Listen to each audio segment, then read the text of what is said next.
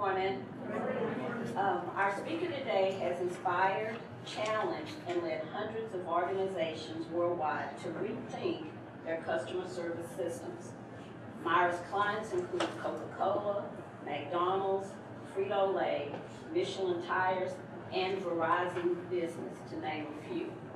Myra's passion for customer service distinction stems from more than 15 years of serving customers, including her work as the global head of consumer affairs for an international car rental company.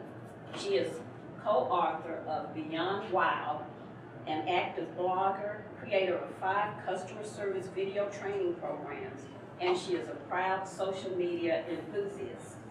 Please help me welcome Myra.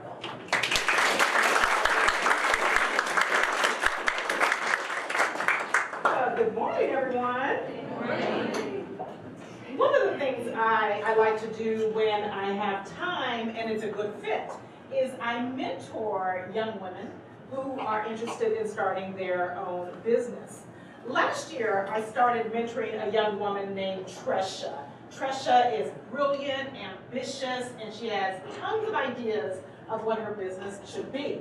And she came to me so I could help her perhaps narrow down her ideas. Her one problem is, what do I do? Is it an online store? Is it a boutique? Do I write a book? And so for my first mentoring meeting with Tresha, I asked her to bring questions to help me help her. So she came, and one of the first questions she asked me was, how did you know that customer service was your life's work? And I remember thinking, I never thought of customer service as my life's work, but I love that question. And I sat there thinking, I have to come back with something profound and deep because I'm the mentor.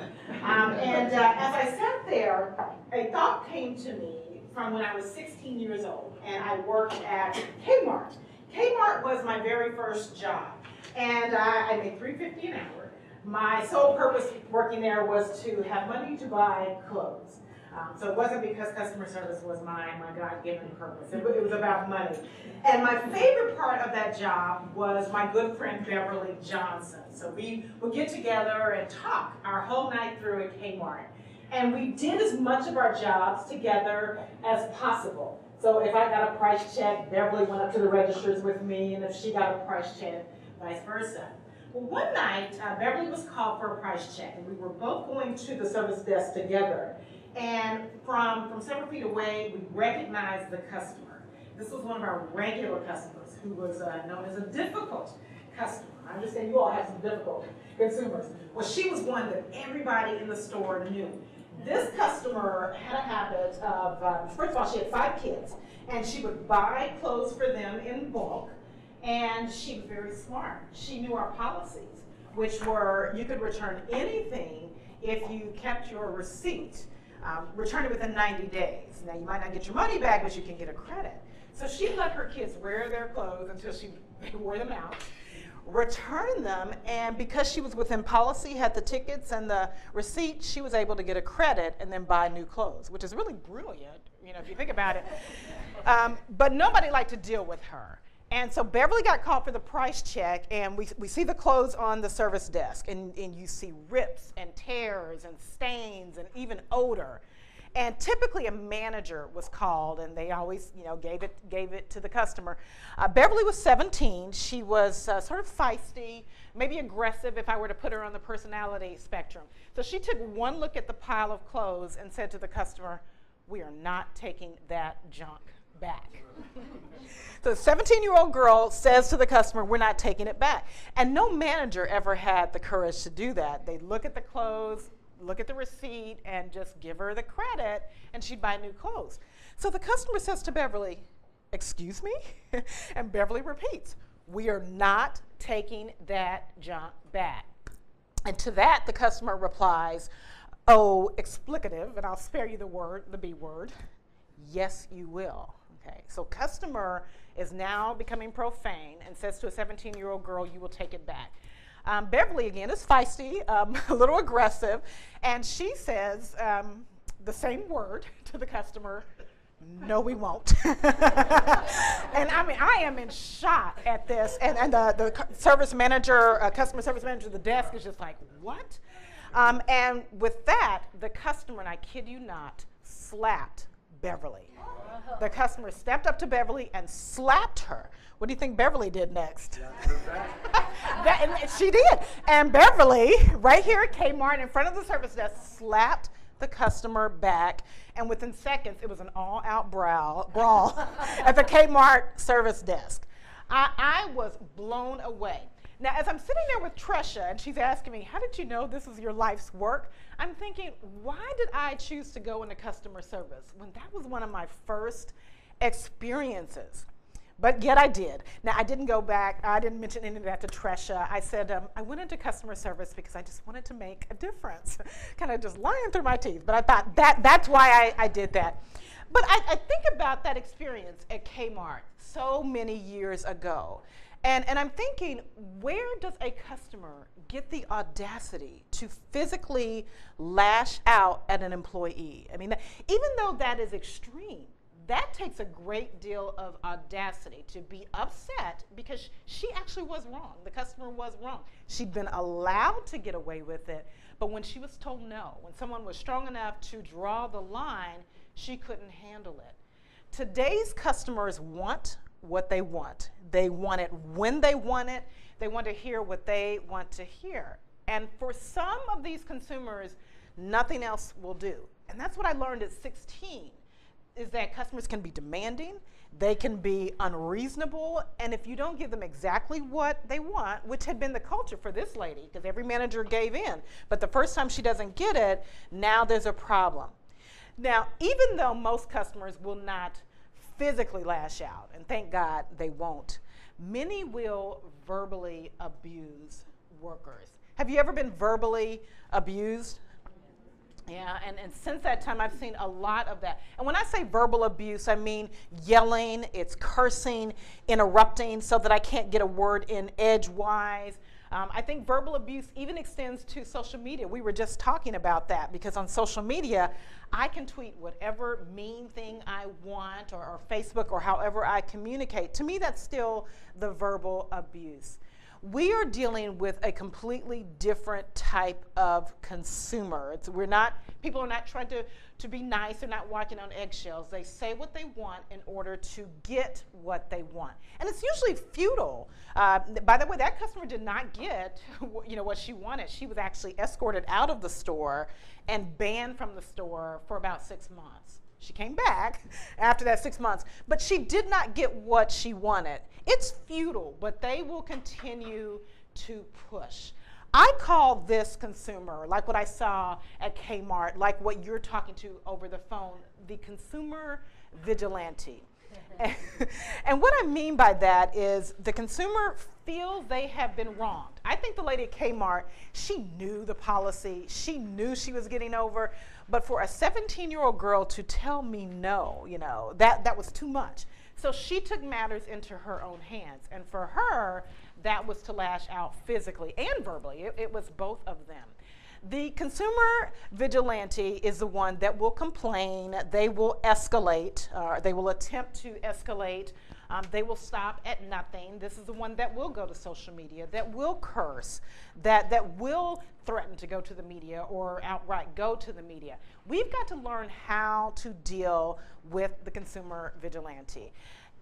Though my experience at Kmart was extreme, it happens. There are other cases. I want to share with you one more example, and this is about a lady named Mona Shaw.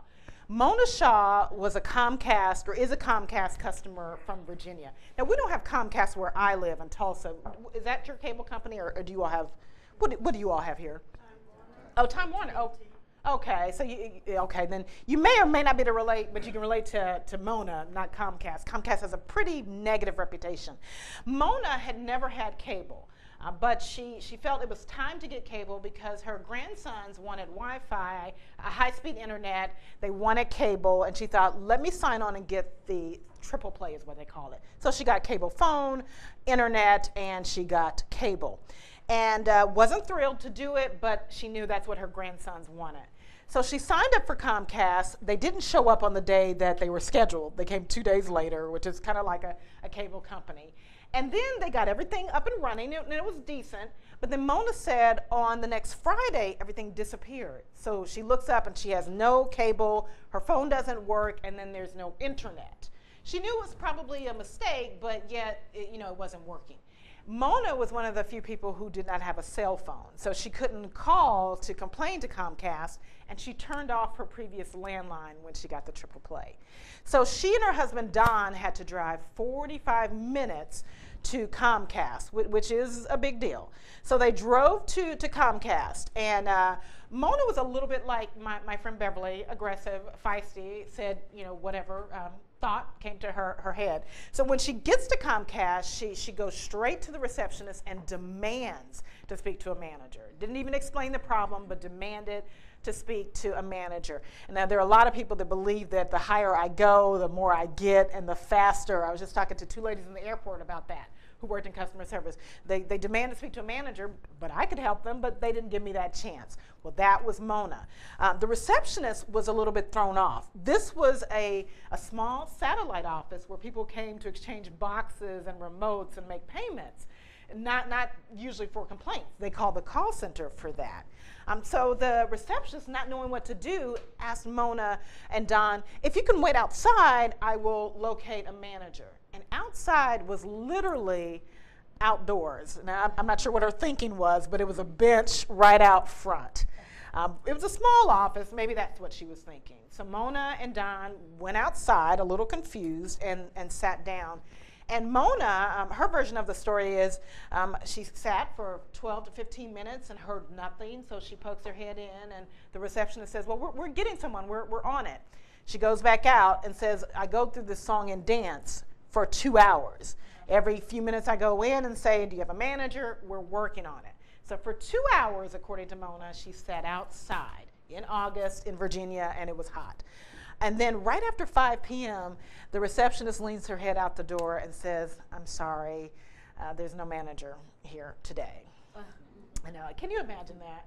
I kind of, even though I'm painting this picture to show a difficult customer, I can relate to Mona at this point. 2 hours, I'm outside. So she and Don go home. They feel they have no other choice, so they make the 45-minute drive home. They spend Friday night, all day Saturday, and all day Sunday with no cable, no internet, and no phone. Now, can you imagine in this day and age going, now I could live without the phone. But the internet, to have no Wi-Fi, I think my kids would have gone crazy. Any sports season, my husband we would have had to get a hotel. He could not have gone a weekend without cable, but they did. And then Monday morning, Mona got up, she got dressed, put on her makeup, and then she went to her garage, and she grabbed a hammer. Oh. And Don, her husband, they'd been married over 50 years, and he said, after 50 years of marriage, I learned a long time ago, don't question Mona. If she wants to grab a hammer, then she grabs a hammer. And she says, Don, we're going back up to Comcast. So she takes her hammer, and Don drives her back. She runs right in the door like she did Friday before, and she goes right up to the same receptionist who left her sitting for 2 hours, and she takes her hammer and she smashes up the computer keyboard, the monitor, and then the telephone switchboard system that controlled the whole satellite office. She smashes to smithereens. And then she holds up her hammer and says, have I got your attention now? Well, they arrested Mona, or security called the police. Oh, I have a picture. I've got to show you Mona before I go further. This is the Mona Shaw. And security called the police. They actually arrested her. She received a year-long restraining order banning her from that office. And she received a fine for $345 for destructing property. Now, I heard about this story because it made the local news in Virginia. Someone picked up the story and blogged about it.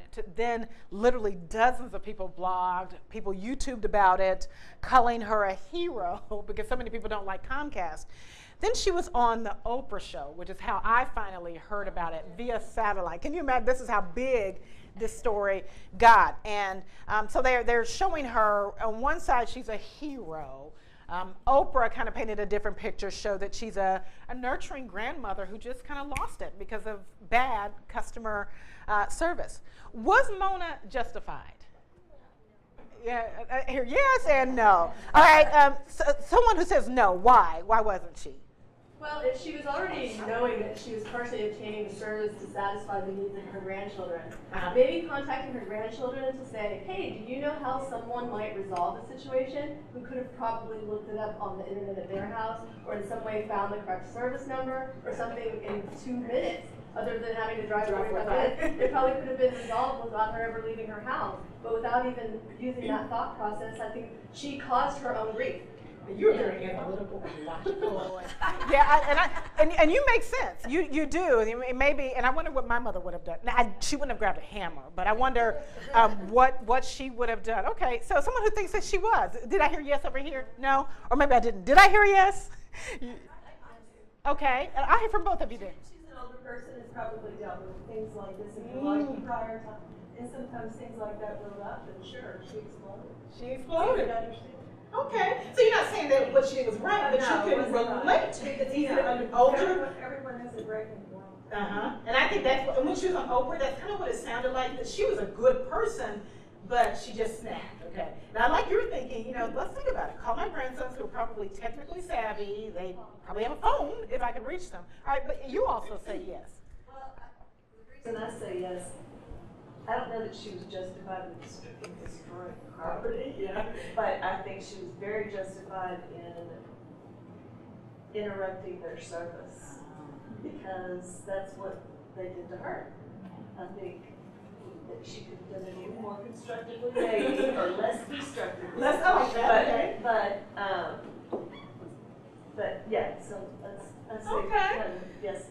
And I look at both sides, kind of like what I'm hearing here. I mean, when you're thinking about it, okay, it might not have been the wisest thing to do. And if she'd been, say, 40, and if that had been a gun, it would have been a completely different story. We can kind of laugh because she's 75 and it's a hammer, an older woman. But it is a very serious thing, but she just had a breaking point. And I think even what I saw at Kmart, I don't know if that customer had a breaking point because I dealt with her a lot. I knew she had a foul mouth. I didn't know that she would actually hit a teenage girl. And, today that'd probably be a crime. That was 30 years ago. But she hit a minor. But my point here is difficult consumers, they get frustrated. And they are very frustrating for us to deal with. I mean, you think about that receptionist. That had to be hard for her because no one ever asked for a manager. They don't come in like this. So I don't know what to do. I haven't been prepared or trained for this. Beverly, even though in the moment she was very confident and aggressive, then fear. Will I lose my job? And what is my mom going to say when she finds out I had a fight with a customer? So it was stressful. It is very stressful to deal with difficult customers, I think, on both ends. Newsweek magazine ran a story called Stress on the Job several years ago, and they named the complaint department worker, which is their term, which is really anyone who, as part of their job, deals with complaints or problems. The complaint department worker is one of the top 10 most stressful jobs in the U.S. You said thank you. They said the stress that a complaint department worker is under is comparable to the stress of police officers and air traffic controllers. In fact, I want to show you the research. I mean, that directly from the magazine. So the complaint department worker is one of the top 10 most stressful jobs in the U.S. And I do believe that. Prior to starting my firm, I ran a call center. It was a toll-free call center for people who rented cars. For Thrifty was a company. And if anything went wrong, we were the ones that they called. So it could be minor, that the car was dirty, to I was overcharged, or I got into a wreck.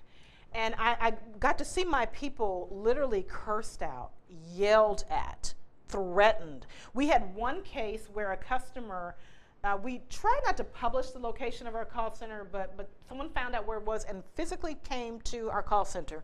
Fortunately, they weren't able to get in. I mean, you had to get through security and have a badge, but that was a very scary thing. So when I read this piece of research, I read the entire article, I was not at all surprised. Are any of you surprised that this is considered?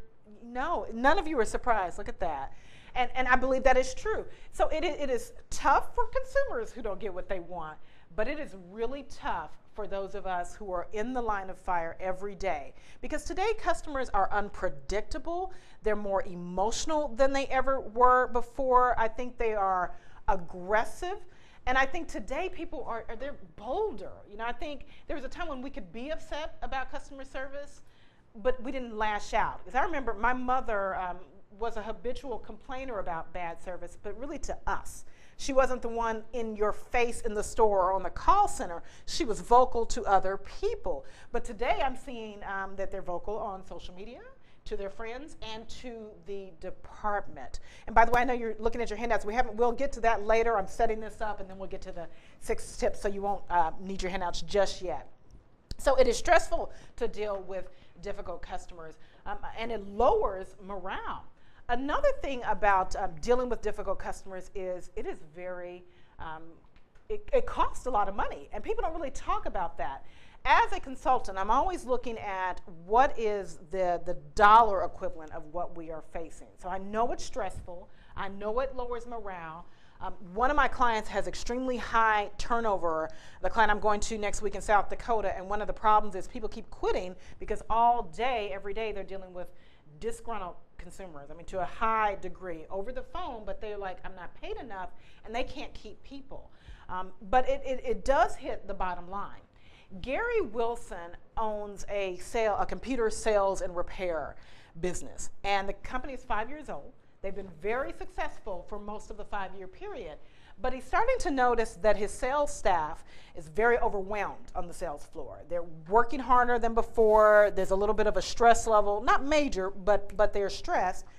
And he's thinking, okay, if they're overwhelmed, I should be seeing revenue climb because they're salespeople. But he's not. He said revenue is staying flat, and that doesn't make sense to him, and he's always enjoyed steady growth. So he begins to look at what is going on with his people, and he has found that his salespeople are spending 50% of their time on the sales floor with dissatisfied customers. 50% of their time. Now, these are salespeople. They should be selling computers and helping you with upgrades. But 50% of their time is spent with people who are unhappy. They're finding that the dissatisfied customers are making returns and filing claims. Not only that, but they are doing it repeatedly. So I came in 2 weeks ago, and now I'm back with another claim or another complaint. So most of the time, half of the time is with complainers. Those complainers are repetitive. And they found, or Gary found, that the complainers are spending less than $200 with a company, where the store average is just over $1,000. You think for a computer company that would make sense. So they're spending less than $200. They're eating up 50% of my salespeople's time, and they keep coming back. So he's realizing we have a problem here. So Gary hired a consultant to come in to help. He felt the root cause was difficult customers, to use his words. So they put in a plan on how they taught their people, here's how you deal with difficult people, how you create calm, how you diffuse anger. They even wrote out scripts for what you say. They determined when you need to escalate, determined even when you need to fire a consumer. You all don't get to fire your consumers, but they had a plan, so which is too much, and we are going to let you go. Then they put the people through this training. 90 days later, Gary went back and looked at the results, and he found he was right on target. So in the beginning, again, revenue was flat. His people were overwhelmed. He found that after 90 days, revenue went up 30%, which is pretty significant. No new sales, products, or promotions, but just this training. Then he saw conversion went up 15, meaning when people walk into a store, I can convert that into a sale. Went up 15%, and complaints and claims went down 15%. And I loved looking at that case study because it proves that it does cost money to deal with dissatisfied customers. Not only is it stressful to deal with, I think we all knew that, but if you're a for-profit business, it is actually costing you money. Oh, one thing I didn't mention, Gary said that his good customers, the return rate went up for them, and he believes that is because they weren't getting the service they needed, because the employees were so busy helping the complainers that as a good customer, I came in, I didn't get my questions answered, so I bought the wrong product, underbought, overbought, didn't get help. So when he fixed things, the conversion rate went up for everyone.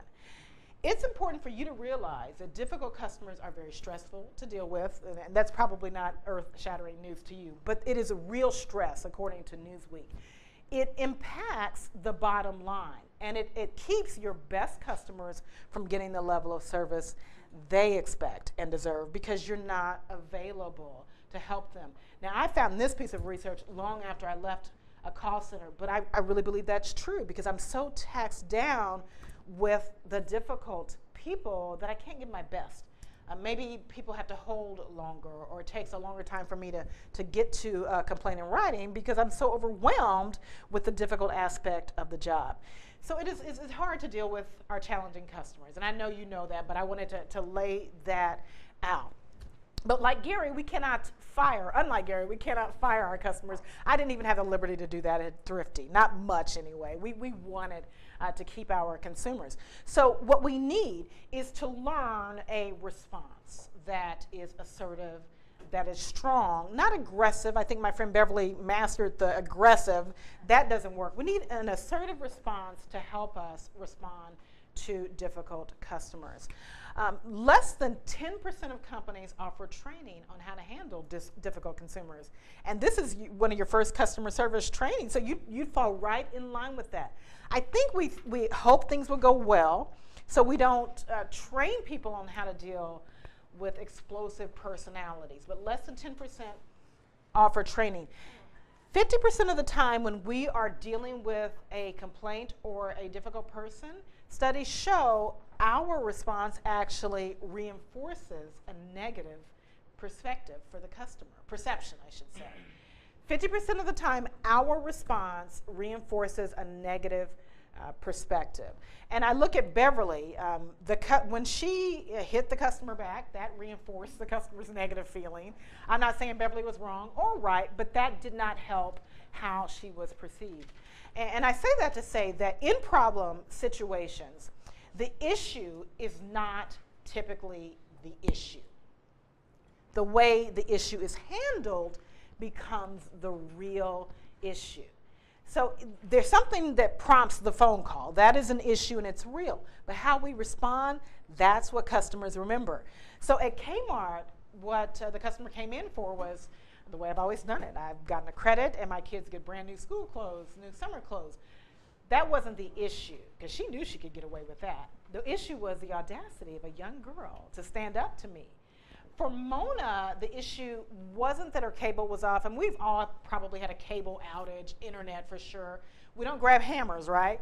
Her issue, the reason it blew up and she made it to Oprah, was how the receptionist handled her, which was nothing like Beverly. She was just more passive and did nothing in Mona's eyes. So the inconvenience, you not doing anything, me having to drive back, became the real issue. So even though they're stressful customers, we have to realize we need to make sure our response doesn't reinforce any negative feelings or perceptions. And I believe the way to do that is to have an assertive response. We need to not be aggressive, and we can't be passive. Aggressive was Beverly, whereas you meet the customer exactly where they are. So if they're yelling, I yell. They curse, I'll stoop to that level. And some people will do that. And I think it felt really good to Beverly in the moment. In fact, we actually clapped when she at that last blow to the customer. I was 16. I don't think I would react that way today. In the moment, it probably feels good. But it's not usually the best. And a passive response isn't good either. The receptionist at Comcast was passive in that she didn't do anything. She didn't know what to do in her defense. But, you know, we don't really have a manager. She perhaps could have asked for a lead or made a phone call. I think there were things she could have done. If she was an analytical, logical thinker like you, she would have figured it out. At very least, pull up a chair and get a cup of coffee and let the customer wait inside. But by doing nothing, that was passive. We need to be right in the middle with an assertive response. And my definition of assertiveness is say what you mean what you say, but don't be mean when you say it. And I do have a note page if you want to write that down, because that people tend to like that quote. Say what you mean, and I'm talking about when I'm talking to the customer. So I'm comfortable drawing the line. I'm telling you what you need to know, what we're willing to do. But I don't have to be mean when I say it to you. And I mean it. So meaning if you come back and challenge me, I don't get intimidated and back down. So say what you mean what you say, but we're going to work very hard to not be mean. This is something I began teaching my kids when they were very young. My son is on the aggressive side of the spectrum. My daughter is on the passive, and I want them both in the middle. So I'm trying to remind my son, say it. I love that you feel it and you're confident, but we don't have to beat people up with our words, you know. So we're right in the middle, and I want my daughter to stand up more. So that is a response that I'm going to aim for in our time today.